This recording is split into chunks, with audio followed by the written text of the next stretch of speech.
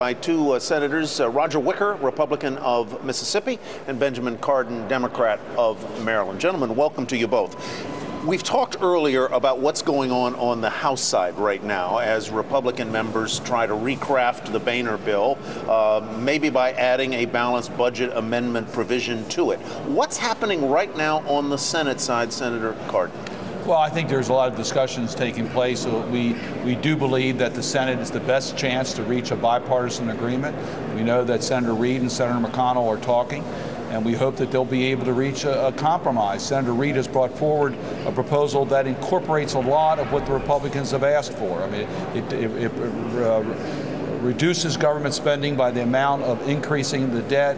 It provides for cuts that have already been agreed to with the Republicans, and it contains no revenue. So we think that can be the basis for a bipartisan agreement. Senator Wicker? Well, I think Senator Reid and Senator McConnell are talking, and they've been talking. One thing that seems to have gone unnoticed is that Senator McConnell and Senator Reid and the Speaker actually pretty much came to an agreement last Sunday night. Senator Reid took that agreement to the president, and because it didn't extend the debt ceiling past the election, the president rejected it and basically told Senator Reid, go back, here are your marching orders.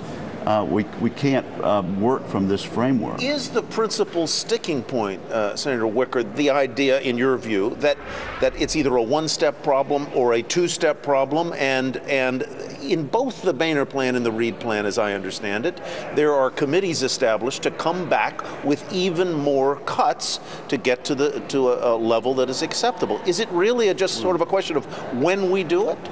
I think we need that two-step process because we don't have enough time between now and Tuesday, or whether it's Wednesday and Thursday, to develop the actual legislative language to put these bills in place. But I do know this, the president said as late as Monday of this week, his bottom line was whatever proposal had to go past the election.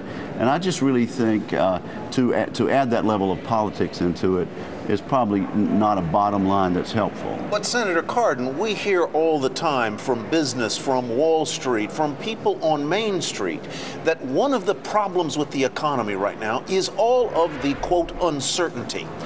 And wouldn't a two-step, or does a two-step program such as that is envisioned in the Boehner plan, doesn't that just institutionalize the very uncertainty that so many people say is paralyzing the economy? Well, I'm going to agree with Senator Wicker in that we're not going to be able to get everything done by Tuesday. We're going to have to deal with what deficit reduction we can get done then, and there will be a two-step process. Where we disagree is that we need the certainty that the debt limit will not be used again during this term of Congress. We've gone through too much pain for this country, too much damage to this country. We do need predictability. We need to raise the debt ceiling through 2012. But doesn't the fact that the Boehner plan brings Congress back into the discussion sooner, isn't that exactly what Congress is supposed to do? And that is to govern the spending and make the budgets and govern the appropriations? And we will be under either proposal. The point is that the debt ceiling is an arbitrary limit. It has nothing to do with what we're spending. We've already incurred these expenses. We shouldn't be using the credit of America, put that at risk. We've already seen the damage done to our country during this debate. We don't want to start this again a month or two later. We need to give some certainty to the market, some certainty to where we're going to be from the point of view of our economy. And yes, Congress needs to be engaged, and we will be engaged. Senator Wicker, what do you make? Do you care what Wall Street says about what's going on in Washington? And what do you make of the activity that you certainly are watching in the bond markets, in the currency markets, and in the stock markets? Well, absolutely we care what Wall Street's doing. I mean, millions and millions of Americans have their retirement accounts. And their money's at risk over this. That's right, exactly. And we need to avoid a downgrade in our credit rating. But there are two parts to that. One is getting past this next week and hopefully not going into a default. But also, the credit rating agencies have made it very, very clear that real progress and real accomplishments in debt reduction have to be part of that. So if we just get past this one little hurdle and we haven't made real honest gains that we can bank and that we can enforce in the future, then I think we're headed for a downgrade anyway. And your voters are going to get hurt.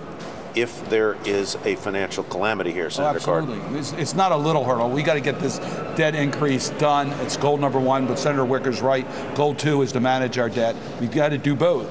But right now, our immediate concern is to get past Tuesday. Senator Cardin, thank you very much. Senator Wicker, very nice to meet both of you. Appreciate you coming over. Melissa? All right, and when we come back, we're going to speak with money managers and the New York Stock Exchange traders and find out how